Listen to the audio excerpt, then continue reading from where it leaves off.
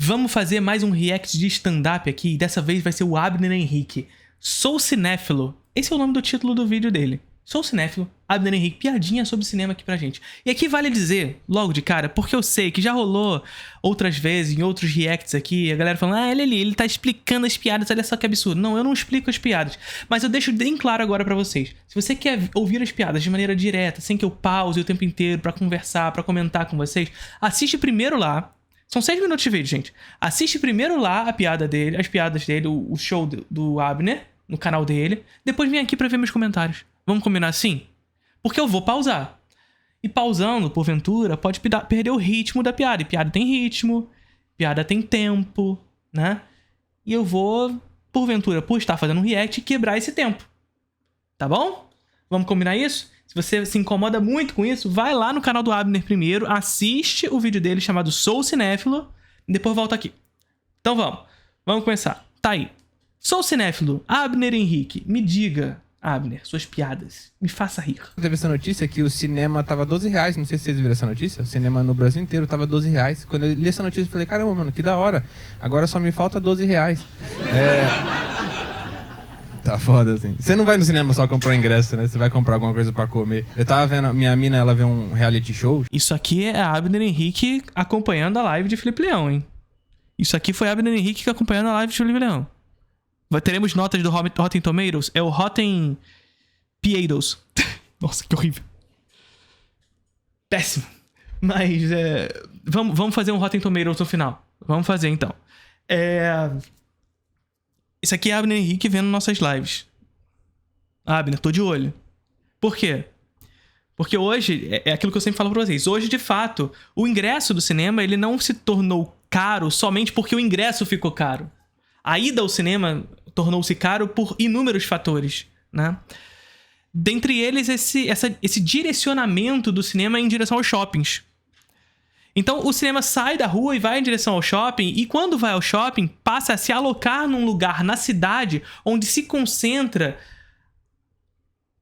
as atividades econômicas globais no local. Então, o jovem, o cidadão que sai de casa para ir ao cinema hoje, ele não mais vai direto ao cinema e depois volta para casa como numa sala de rua.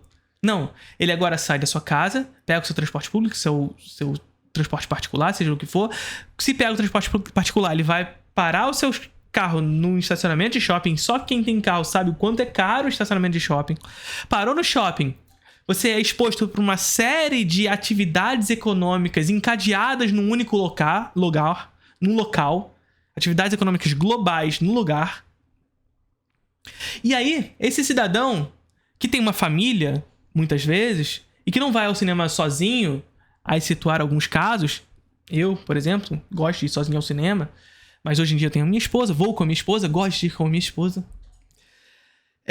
Esse cidadão faz o quê? Ele passa por uma loja, gosta de uma roupa e compra uma roupa. Não tô falando que todos vocês fazem isso também, porque eu não tô chamando todos vocês de rico também. Eu também não faço tudo isso, mas é só pra vocês entenderem. É o consumidor de shopping metafórico. Vai, compra uma roupa, compra uma casquinha porque tá calor. Vai no fast food, vai naquelas lojas que foram de arrasta pra cima, compra um chocolate, sobe, vai na Bombonier, compra um pipoca e finalmente vai ao cinema que não, por acaso, está no último andar do shopping. Veja só. Ir ao cinema se tornou ainda mais caro quando ele vai ao shopping porque ele centraliza atividades econômicas pelas quais você se vê obrigado a consumir. Você não vai mais ao shopping, você precisa comer. Você precisa fazer aquilo e aquilo outro. Sempre pega um lanche e um Mac e tudo mais. É isso, é mais ou menos nesse lugar. Não tem que comprar chocolate, gente, pelo amor de Deus. Tô falando que sim, tem gente que vai comprar a porra do chocolate. Então vemos, existe essa pessoa. E vamos lá, é gostosinho um chocolatezinho no cinema. Pipoquinha nem se fala. Mas é caro a pipoca também, né? E veja, olha o que eu tô falando pra vocês. Eu tô falando que quando o cinema vai ao shopping, você compra o ingresso pra ir ao cinema. Se você vai ao shopping pra ir ao cinema e só ir ao cinema, o ingresso do cinema tá assim, na média R$30. Se você tá com uma família de 4 pessoas, 2 adultos e 2 crianças, por exemplo, falando no meu caso, são R$90 só o ingresso. Porque é 30 mil, 30 da Bruna e 15 de criança. Pra cada criança. As minhas crianças ainda não pagam, mas ficando um pouquinho mais velho já começa a pagar. Então assim, só o ingresso de 4 pra uma família de 4 pessoas já dá R$90. E aí tu vai no fast food pra 4 pessoas. Então assim, a ida ao cinema quando vai ao shopping custa assim, no barato, 200 conto. Que, convenhamos, é o preço que tu gasta pra pagar todos os serviços de streaming. Que também são caros. Tá ligado? E aí a gente vê como a crise das salas de cinema está associada, primeiro, à sua espacialidade, à sua lógica econômica no espaço. Percebe? Como também a pandemia, que acelera o crescimento dos serviços de streaming. Eu pretendo fazer uma aula ainda mais aprofundada sobre o assunto no Introdução ao Cinema, sobre a reprodução capitalista do espaço, do cinema no espaço. Já tem uma aula sobre isso no Introdução ao Cinema. O cinema é a reprodução capitalista do espaço. Só que eu pretendo aprofundar esse tema muito em breve no Introdução ao Cinema. Então faça parte do Introdução ao Cinema, o curso contínuo mais famoso do Brasil. Link na descrição desse vídeo. No cinema só comprou ingresso, né? Você vai comprar alguma coisa pra comer. Eu tava vendo, minha mina, ela vê um reality show chamado Mukiranas. Fui assistir com ela, tem um episódio do reality que um cara leva a mulher dele no cinema. Aí quando eles estão lá, ele fala, nossa, que fome. Aí ele abre a bolsa e tira uma banana de dentro, assim. Aí a mulher dele falou, nossa, eu tô com fome também. Aí ele, quer banana? E ela, não, eu queria pipoca e refrigerante. E ele fica tipo, sai da sala puto que nem o Caio Castro quando chega a conta. Vocês já viram esses programas muquiranas? Caralho. Foda, assim. Gente que, assim, não dá descarga, só dá descarga na 10ª vez, tá ligado? Faz xixi em cima de xixi, cocô em cima de cocô e só dá descarga na 10ª vez pra economizar água. Nossa, assim...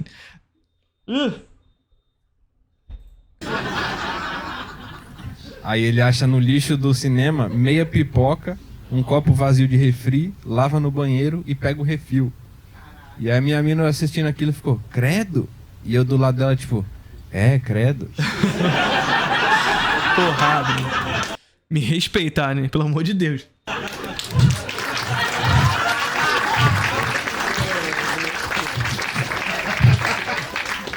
E pensando, que gênio. Isso daí, do grego estratégia. Isso daí... Ih, puxou referência de Tropa de Elite.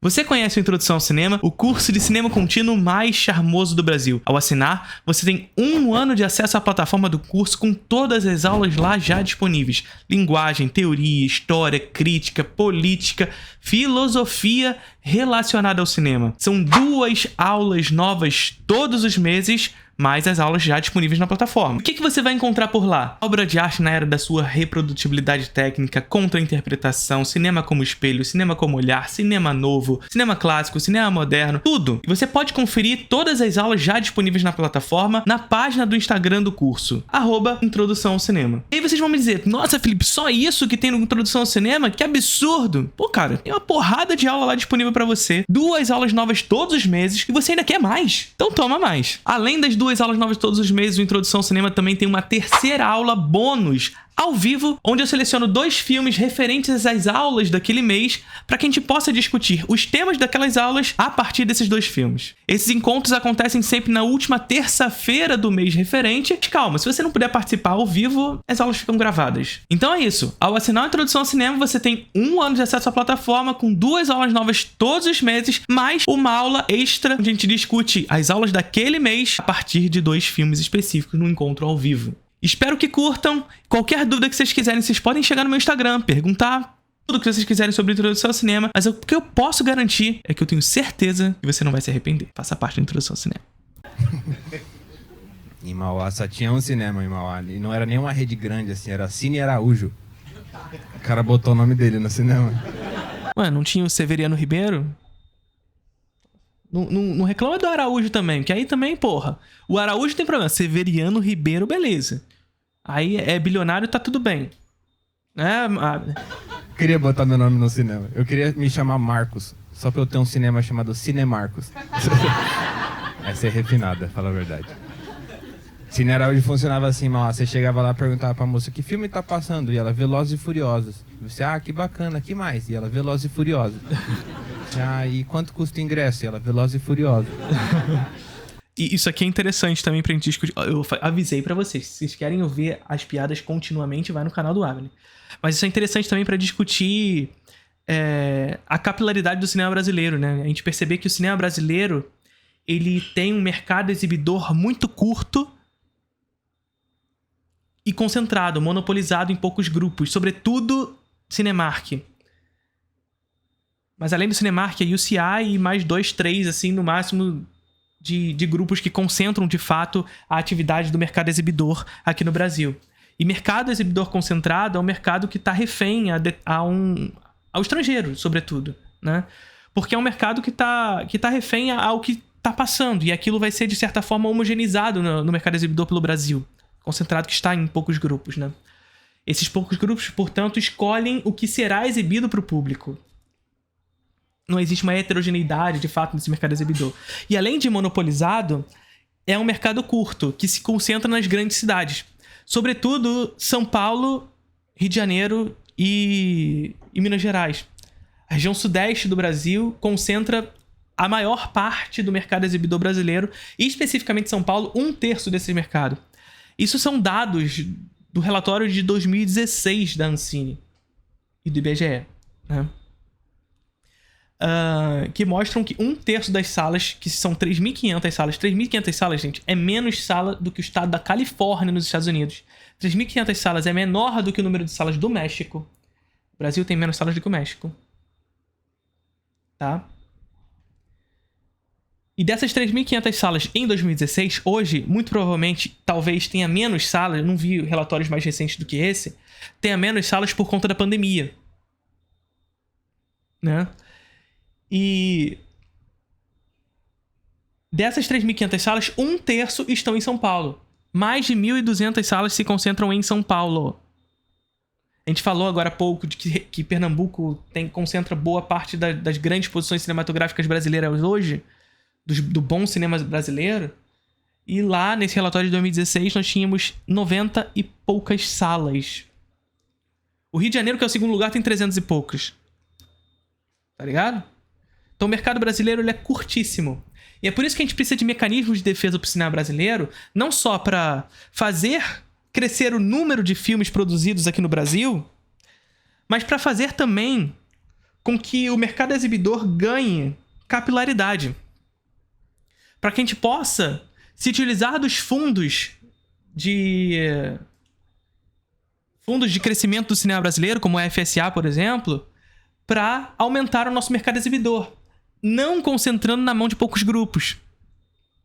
Então, por exemplo, pequenas e médias cidades têm pouquíssimos cinemas quando não tem. Para que haja a possibilidade, portanto, de se resgatar fundos do Fundo Setorial Audiovisual para construir cinema nessas pequenas e médias cidades. Cinemas esses que não estejam na mão desses grandes grupos exibidores que monopolizam o mercado, por exemplo. Tá ligado? Mas para que isso seja possível, o Fundo Setorial Audiovisual precisa arrecadar. E para ele arrecadar... E assim, eu tô falando isso sob a regra do jogo que a gente vive, né? Evidentemente. Porque o ideal para mim é outro. O caminho para mim, assim, é a superação disso tudo. Mas jogando a regra do jogo, é a possibilidade de, primeiro, cota de telas, né? Para que haja espaço para cinema brasileiro, para cinema estrangeiro diversificar esse mercado. E dando espaço para cinema brasileiro, há a possibilidade de criar mais filme brasileiro, alimentar o setor no Brasil, esse setor econômico aqui no Brasil, e porventura fazer esse mercado exibidor também crescer para exibir esse tipo de filme. Pressionar, inclusive, esse mercado a crescer para exibir filme estrangeiro. Né? Porque, veja, o mercado de Hollywood é o mundo. Então ele depende que esse mercado do mundo esteja ativo. Só que o mercado brasileiro tem um mercado exibidor curto de 3.500 salas. E, portanto, ele monopoliza essas 3.500 salas. Se você cresce esse número, eles vão continuar querendo monopolizar. Mas se você reduz o número de filmes estrangeiros nesse lugar, ou seja, separa o número de salas para cinema brasileiro, haverá uma pressão para que o mercado exibidor cresça. Para poder exibir mais filme. Tá ligado? Então, esse é o primeiro passo. Um segundo, por exemplo, regulamentação de streaming, que a gente tá, a despeito do mundo, muito atrasado nisso. Porque a regulamentação de streaming, ela recolhe recursos importantíssimos para o Fundo Setor Audiovisual. Como isso funciona? Aqui no Brasil, a gente tem um tributo chamado Condecine. E a Condecine não é um tributo realizado sobre a pessoa física, ou seja, não é você que paga. Que liberal adora... Quando surgiu tudo isso aí de regulamentação do streaming e tudo mais, apareceu Kim Kataguiri, o Igor do Flow, falando um monte de merda e besteira sobre regulamentação do streaming, falando que você ia pagar mais caro pelo ingresso por causa disso. E é uma grande bobagem. Primeiro porque a Condecine é um tributo que é tributado sobre a pessoa jurídica, não sobre a pessoa física. Aí os liberais falam assim, não, mas é taxado sobre a pessoa jurídica, mas a pessoa jurídica vai colocar o valor desse tributo no valor final do ingresso. Não. Não, e eu vou te explicar por que não. Porque, veja, nós temos a Condecine. Vamos por parte. A gente tem a Condecine. A Condecine é um tributo que atua sobre a esfera jurídica e tributa toda e qualquer empresa que atua no cenário nacional no ramo do audiovisual. Então, qualquer empresa que vem ao Brasil e atua no Brasil no mercado audiovisual é tributado pela Condecine. Ah, o Vingadores veio para o mercado exibidor brasileiro e vai ser exibido por aqui. Paga a Condecine. Que é esses tributos específicos de quanto de riqueza esse filme gerou no Brasil. Ou seja, é uma parte desses recursos que ficam no Brasil e não são evadidos em divisas. E essa parte desses tributos vão para onde? Vão para o Fundo Setorial Audiovisual. Então veja, toda a atividade econômica de audiovisual no Brasil, nacional e estrangeira, paga a Condecine para alimentar o Fundo Setorial Audiovisual. O que é o Fundo Setorial Audiovisual? É um fundo que serve justamente para alimentar a produção de audiovisual no Brasil. De televisão, de filme. Então, qualquer empresa, nacional ou estrangeira, que deseje produzir filme, conteúdo audiovisual no Brasil, pode recolher recursos do Fundo Setorial Audiovisual. Olha o que eu tô falando. A Disney, porventura, pagou a Condecine... Netflix, né? Vai Netflix porque é quem, entre aspas, está sendo regularizado nisso aqui. A Netflix vai lá, paga o Fundo Setorial Audiovisual porque atua no Brasil se regulamentado fosse. Aí o liberal vai falar, agora o custo da assinatura Netflix vai aumentar por conta disso. Não, o custo da Netflix vai aumentar porque vai aumentar. Porque assim funciona o capitalismo, não por conta disso. Mas como é que funciona de verdade? Ela vai pagar a Condecine, que vai alimentar o Fundo Setorial Audiovisual, e ela mesma, Netflix, pode recolher fundos do Fundo Setorial Audiovisual para produzir conteúdo brasileiro. Ou seja, o dinheiro que ela pagou volta para a empresa, desde que ela utilize esse dinheiro para produzir conteúdo brasileiro. Vai rolar análise de Letterboxd hoje? Se sim, como faz para participar?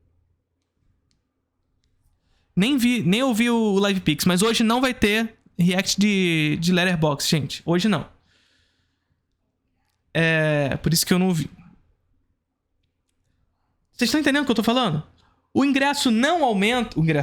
A assinatura não aumenta de valor simplesmente porque essa empresa que paga a Condecine pode recolher de volta esse valor. Ela pode recolher de volta esse valor. Desde que ela se utilize desses valores para produzir conteúdo audiovisual brasileiro.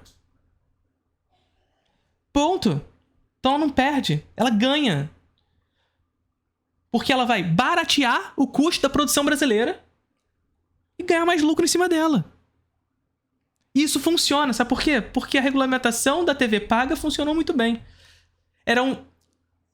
A necessidade, a cota de telas da lei da TV paga era 3% para produto audiovisual brasileiro. Hoje nós estamos com 30 e porrada de %. Porque eles entenderam que fazia sucesso. Porque brasileiro gosta de ver produto brasileiro.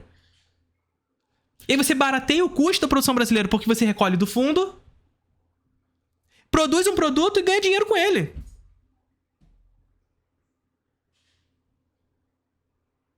Tá ligado?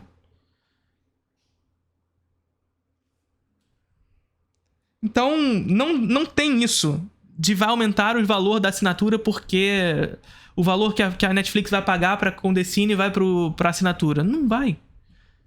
Porque eles não são burros, eles simplesmente vão pegar esse dinheiro de volta pra produzir conteúdo brasileiro. E é por isso que é importante nesse sentido, porque aí vai alimentar o setor aqui no Brasil.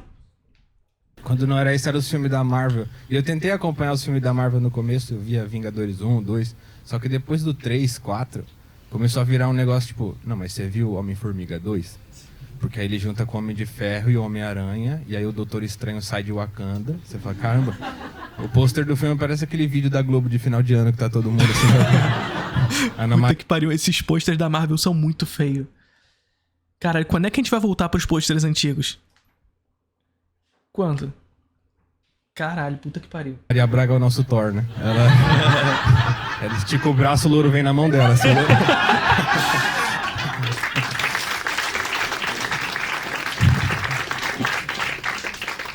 Eu sempre gostei de cinema, aí eu me juntei com 2 amigos da escola que a gente gostava de ver filme, a gente montou tipo um cineclube, tipo, cada um indicava um filme, a gente viu os 3 num dia e ficava trocando ideia sobre os filmes, que é uma ótima forma de você preservar a sua virgindade, né? E... Pra quem não sabe, o Abner ele é formado em História e a monografia... Eu acho que foi monografia, não é, Abner? A monografia dele foi sobre ficção científica na União Soviética. Ele estudou vários filmes de ficção científica da União Soviética e hoje é comediante. Aí, gente... Isso não é o demérito, o Abner, é porque eu sei que vocês brincam com isso. A gente pegava o trem, via de Mauá pro centro de São Paulo, ver uns filmes que não passavam em Mauá.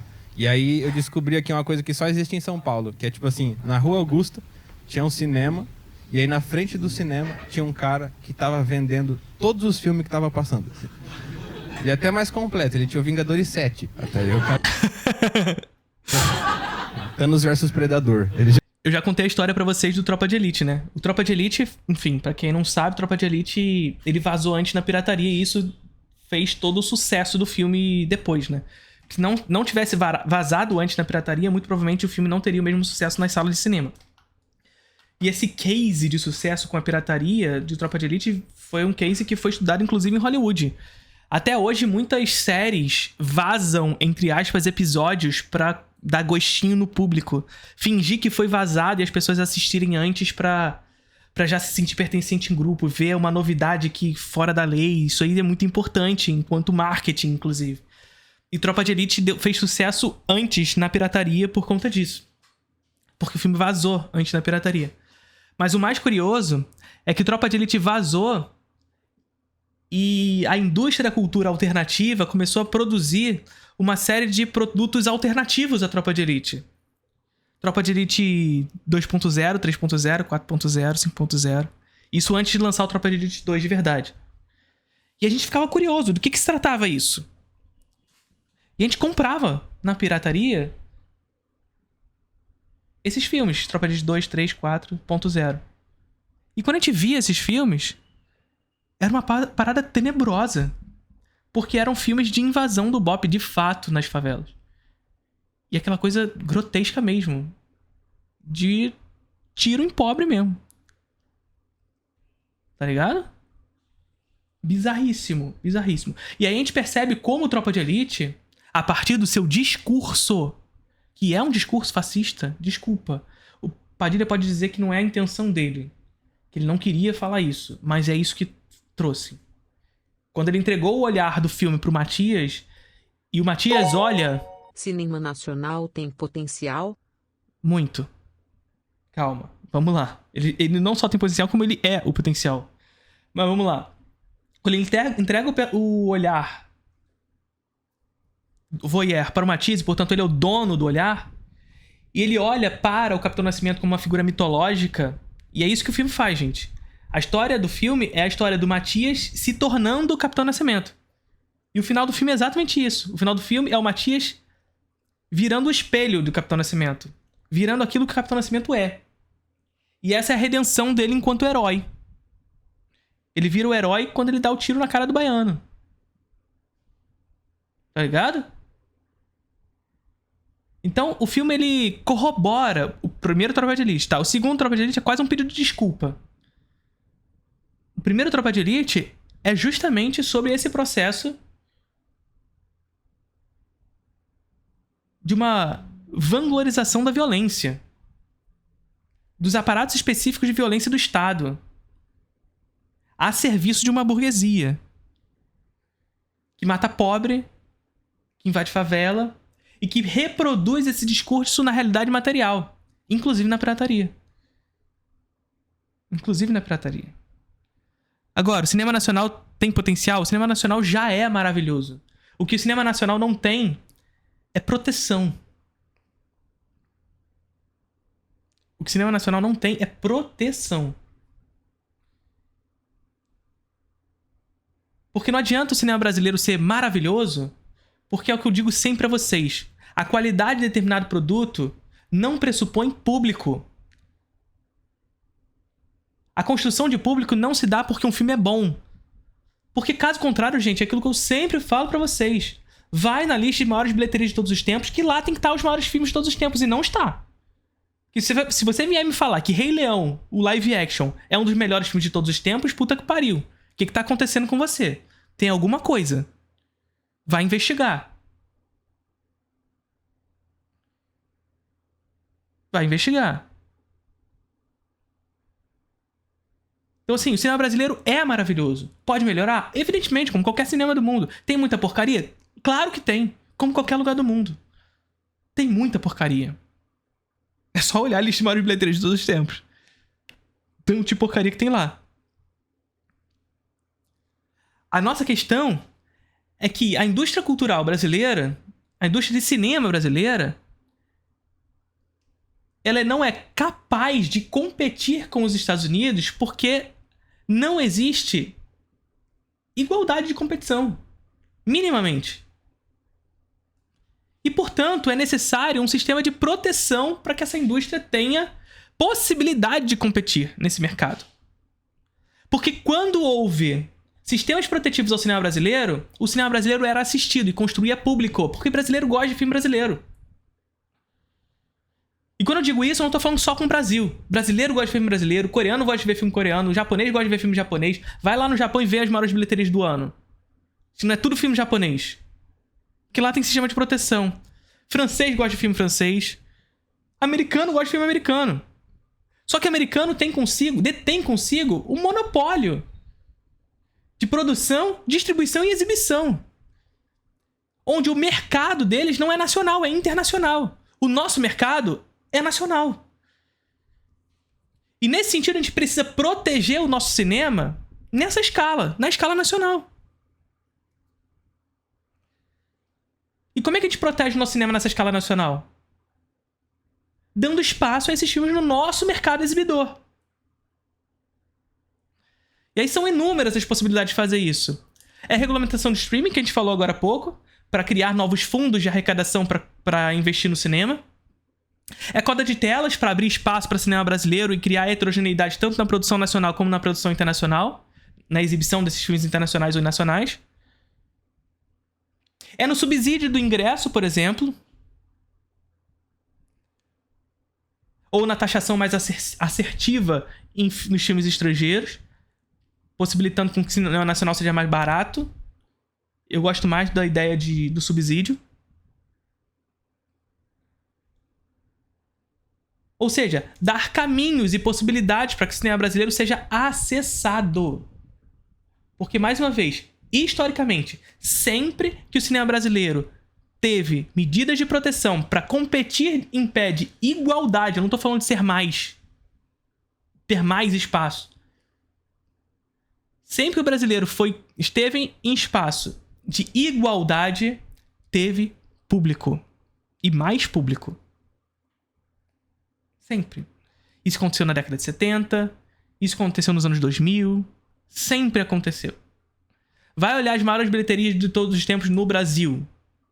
Todas elas aconteceram em momentos onde houve proteção, onde houve cota de telas no Brasil. Todas. Já tinha.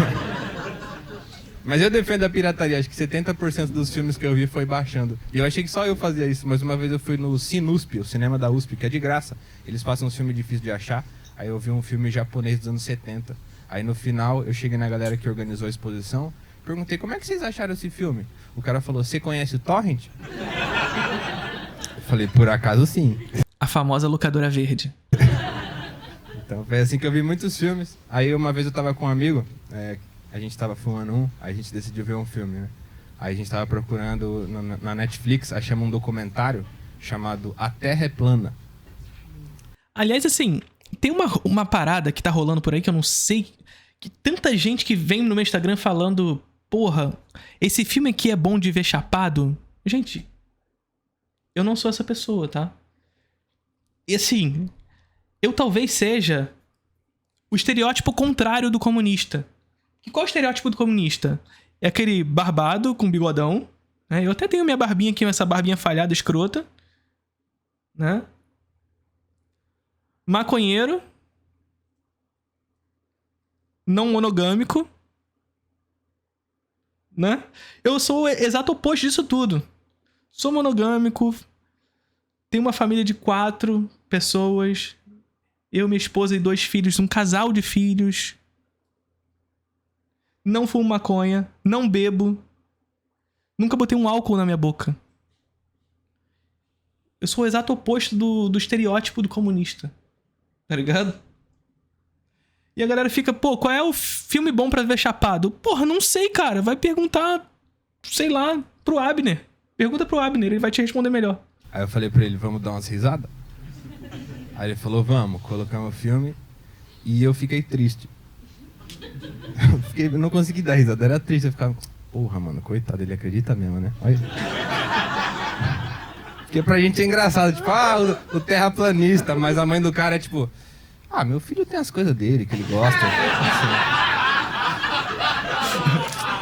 É a gente vendo Linhagem Geek aqui, né? A gente vendo Linhagem... vamos assistir pra gente achar uma graça aqui? Quando corta pra 30 minutos de vídeo, eu coringando aqui, ficando puto e com pena da mãe dos caras. Eu falo que é bobagem, mas é triste, né, cara?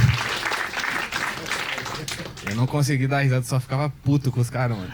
Porque tem uma cena que o terraplanista tá dando uma palestra e aí ele fala que a Terra tem um domo, né? Não sei se vocês já viram, essa é uma teoria dos terraplanistas, que a Terra é tipo uma pizza e ela tem tipo um capacete do Buzz Lightyear, assim, tá ligado? Aí no final da palestra ele fala, alguém tem alguma dúvida? E aí um menininho, assim, um adolescente, levanta a mão e fala, quantos metros de altura tem o domo? E aí o cara fala, ótima pergunta. Quantos anos você tem? E ele, 12. Quando eu tinha 12 anos, eu comecei a estudar terra plana. E é bom que as gerações futuras... E eu em casa, tipo, responde. Responde a pergunta. E ele não respondeu. Foi que nem o Pablo Marçal. Só se desviou. Só teve uma cena do documentário que eu achei engraçado. Que eles iam fazer um experimento pra provar que a Terra é plana. Aí eles se separaram em 2 grupos. Aí ficaram um bem longe do outro, assim. Aí de noite um grupo ia lançar um raio laser e o outro grupo ia ficar com um alvo, assim. E aí se a Terra tem uma curvatura, vai mudar um pouquinho o tamanho quando chega lá, né? E aí foi que eu dei risada, porque eles estavam, mano, tudo preparado, vários equipamentos, foram de madrugada, tava tudo um silêncio, uma tensão.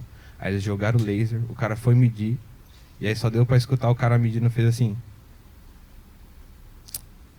Droga. Aí corta pra ele falando, hoje não deu certo, mas a gente volta do dia e tenta de novo. E eu tipo assim... Mas já deu errado. Já deu errado, porra. Enfim, mano. Mas é aquele negócio que a gente sempre fala, né? É você tentar atochar a teoria da ideia pra prática. Sabe? Que eu sempre falo isso pra vocês. Você parte da ideia pra tentar enxergar aquela ideia na prática.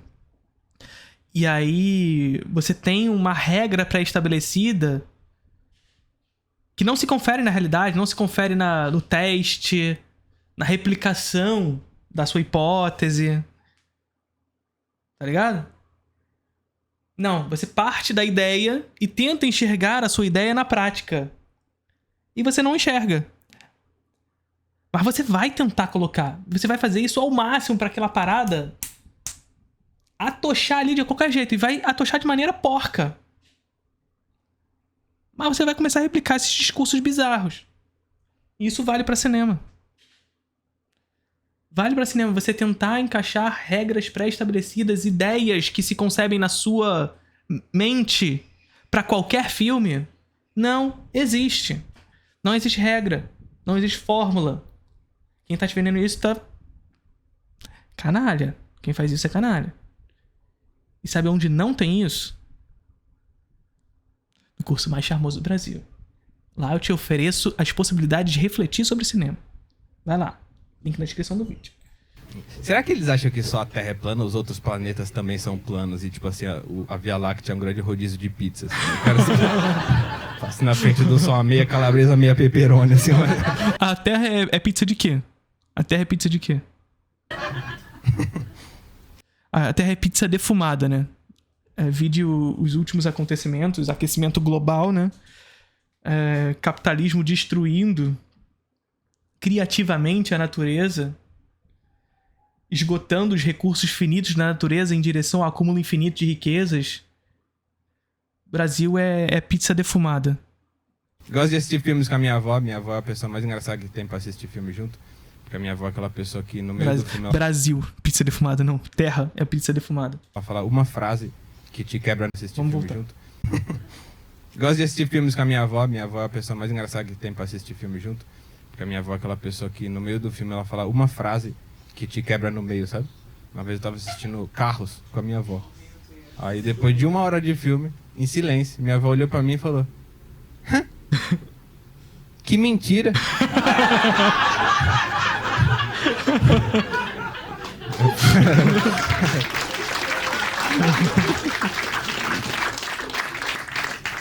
Eu falei: "Que foi?" Fala: "Carro nem fala."